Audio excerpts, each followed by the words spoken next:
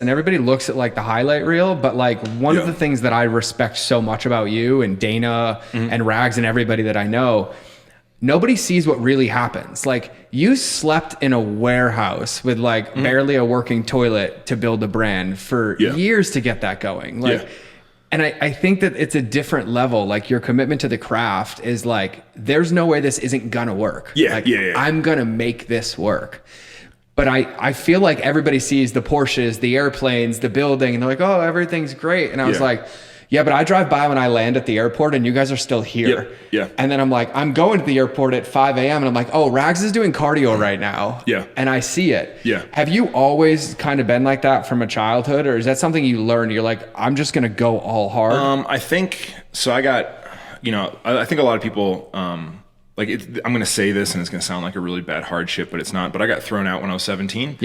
And I didn't have a car or anything. So I had to like ride my bike to the restaurant and then work just insanely long hours. Like I was a dishwasher. They didn't care. They were like, they didn't care I had school tomorrow. They didn't care that I had football practice. They were just like, nah, man, like you got to work till the dishes. So the dishes would be done at 2. And I just grew up always thinking that's how you work. Like my dad on the weekends to prove points used to wake me up at 4 a.m. to go cut firewood.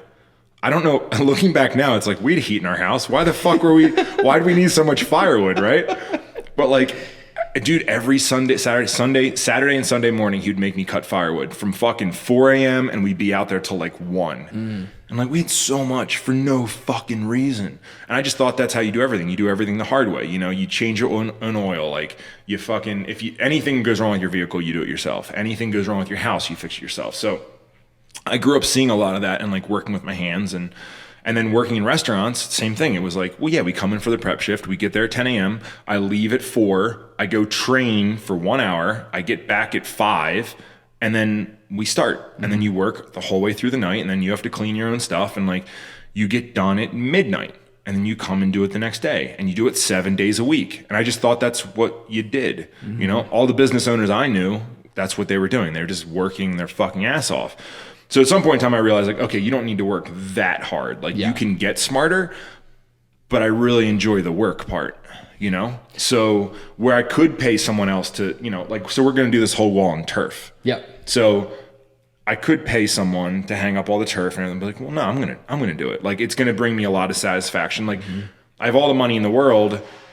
So I could, go to Mexico right now, or I could put the turf up. I'd rather be hanging turf on this wall because it's going to be fun, And then when I'm done, I can be proud of it. So I just like the hard work aspect. And if I need to sleep in a warehouse, I'll sleep in a warehouse. Well, what I think you just said something that I think is like one of the most important points. Like you're not building a business to escape your life. No. And you don't need a vacation from it. You're like, hey, it's just as fun for me to put turf on a wall in the world I'm building as it would be to go to Mexico with Dana. And I think that that's one of the most important parts. Like you don't go build stuff and pour stuff that isn't aligned, that doesn't support you. I'm only doing stuff I want to do. So like there is things I don't really want to do. I don't want to do my taxes. Yeah, me neither. So like I pay someone to do that. I don't even want to talk to them on the phone. I'm like, don't call me. No, I better not talk to them. Give me a panic attack. Exactly. And like, I don't like, the other thing I realized recently, and this is a newer thing, and I'm still trying to sort through it, is I don't like managing employees. And I just I just launched Clear, Calculated, and Ambitious, which is like my mentorship program. I'm not even sure if I'm doing it right. Now that I've talked to all my friends that are doing it, I'm doing it way different than they are. I'm like, wait, okay. I'm like giving people homework. We're on a journey together. Like this is the first week where all we're doing is dreaming. And my friends are like, oh no, we just talk about mindset. And I was like, but I do that on Instagram. Oh no, I love what you're doing. Yeah, I fucking love it. I talk about mindset on Instagram and in podcasts. Like, why would I do that here too? So anyway, in doing that, I'm doing the course with everyone because of course, right? And the big thing is dreaming and like really becoming clear on my goals.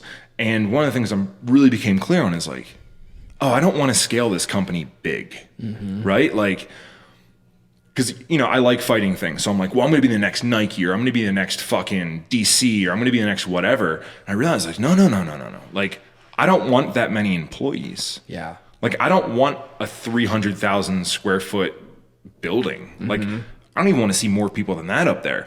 I want better people around me. I want fucking killers around me, because I know that when you get that big, you know, from any corporate job I've worked at, there's just bodies and rooms. That's it. And that's not like, fuck, if that's the case, I don't want the brand anymore. I'll go build something else. So that's something that I'm really like ironing out recently, is like how much I just want fucking killers around me. Like I need everyone to be able to control their future, answer their own questions, brainstorm, come up and execute. And then I want to be impressed by them. So that's what I'm working through right now, is like, well, how much is that going to affect me in life? Like, am I not going to scale? Like, I'm trying to sort through all those details, but I'm definitely sure that I don't want fucking hundreds of employees. Yeah, no,